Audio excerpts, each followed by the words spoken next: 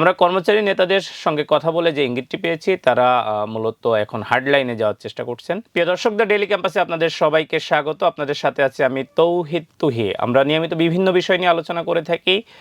আপনারা জানেন pay scale নিয়ে কর্মচারীদের মধ্যে একটি অসন্তোষ এবং আশার সঞ্চয় হওয়ার পরও সেই আশা ভঙ্গ হয়েছে এবং সেটি নিয়ে তারা এখন আন্দোলন করছেন। পে স্কেল নিয়ে ঠিক এই মুহূর্তে কি আপডেট রয়েছে বা সরকার কি চিন্তা করছে, কর্মচারীদের চিন্তা কি, যাবতীয় বিষয়ে আপনাদের সঙ্গে আমরা কথা বলবো। আমরা কিছুক্ষণ আগেই কর্মচারী নেতাদের সঙ্গে কথা বলেছি, তারাও আমাদের বেশ কিছু তথ্য দিয়েছেন। যদি আমরা দেখি, সরকার কিন্তু জনগণের যে প্রত্যাশা ছিল বৈষম্যহীন যে জায়গাটা, সেই জায়গা থেকে সরকারি কর্মকর্তা কর্মচারী যারা আছেন তাদের বেতন ভাতা বৃদ্ধি করার লক্ষ্যে একটি বৈষম্যহীন বেতন প্রণয়নের জন্য এবং কর্মচারীদের কষ্ট লাঘবে কিন্তু পে কমিশন গঠন করে দিয়েছিল। সেই পে কমিশন বিভিন্নভাবে দফায় দফায় আলাপ আলোচনার মাধ্যমে একটি সুপারিশও সরকারের কাছে জমা দিয়েছে। কিন্তু এই সুপারিশ জমা দেওয়ার পর সরকারের পক্ষ থেকে এটি বাস্তবায়নের জন্য নিয়মতান্ত্রিক যে কমিটি আছে সেই কমিটি করে দেওয়া হয়েছে। কিন্তু সরকারের তরফ থেকে এখন পর্যন্ত যে বক্তব্য, অর্থ উপদেষ্টা যে বক্তব্য, তাতে এই সরকারের আমলে পে স্কেল হচ্ছে না। নির্বাচিত সরকারের কাছে এই প্রক্রিয়াটি তারা হস্তান্তর করবেন। ইতিমধ্যে অর্থ উপদেষ্টা জানিয়েছেন পে স্কেলের জন্য অতিরিক্ত যে অর্থের প্রয়োজন তার যোগান হয়েছে, সেইটি একটি কাঠামো করেই রেখে যাচ্ছেন এবং নির্বাচিত সরকার এসে পে স্কেল ঘোষণা করবেন, এরকম তিনি একটি ইঙ্গিত দিয়েছেন।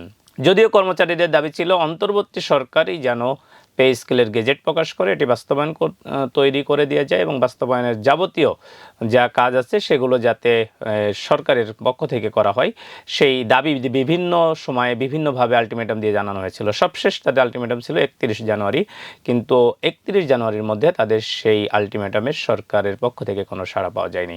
এরপর 1, 2 ও 3 ফেব্রুয়ারি টানা 2 ঘন্টা করে কর্মবিরতি পালন করে সারা দেশের কর্মচারীরা এবং 4 তারিখ বাদ দিয়ে 5 তারিখ তারা এই কর্মসূচির সময় আরও 2 ঘন্টা বাড়িয়ে সকাল 9টা থেকে বেলা 1টা পর্যন্ত বৃহস্পতিবার তারা কিন্তু কর্মবিরতি পালন করেছেন। তাদের পূর্বঘোষিত কর্মসূচি অনুযায়ী আগামীকাল অর্থাৎ শুক্রবার তারা শহীদ মিনারে জড়ো হবেন, সেখান থেকে মিছিল নিয়ে প্রধান উপদেষ্টার বাসভবনের দিকে যাবেন। আমরা কর্মচারী নেতাদের সঙ্গে কথা বলে যে ইঙ্গিতটি পেয়েছি তারা মূলত এখন হার্ডলাইনে যাওয়ার চেষ্টা করছেন। কঠোর আন্দোলনের মাধ্যমে এই সরকারের বাকি যে অল্প সময় আছে নির্বাচনের আগেই পে স্কেল আদায় করার জন্য তারা মাঠে নামছেন। সেই ধারণা বা সেই চিন্তা থেকেই সেটি বাস্তবায়নের লক্ষ্যেই কিন্তু তারা কর্মসূচি ঘোষণা করছেন। এই কর্মসূচিতে যারা আসবেন সেসব কর্মচারীদের সঙ্গে আলোচনা ক্রমে তারা সেখানে অবস্থানও করতে পারেন এবং সেটি এই দাবি আদায় না হওয়া পর্যন্ত হতে পারে বলে আমরা ইঙ্গিত পেয়েছি। আপনারা জানেন যে প্রধান উপদেষ্টা বাসভবন সহ আশেপাশের এলাকাতে সভা সমাবেশ বা জড়ো না হওয়ার জন্য একটি প্রজ্ঞাপনও জারি হয়েছে ইতিমধ্যে। তো কর্মচারীরা সেই প্রজ্ঞাপন উপেক্ষা করেই কিন্তু কঠোর আন্দোলনের যে বার্তা সেটি দিয়েছেন এবং পে স্কেল আদায় করার জন্য তাদের যে বলিষ্ঠ ভূমিকা, তারা সর্বোচ্চ জোর সেখানে প্রয়োগ করবে বলে আমরা জানতে পেরেছি।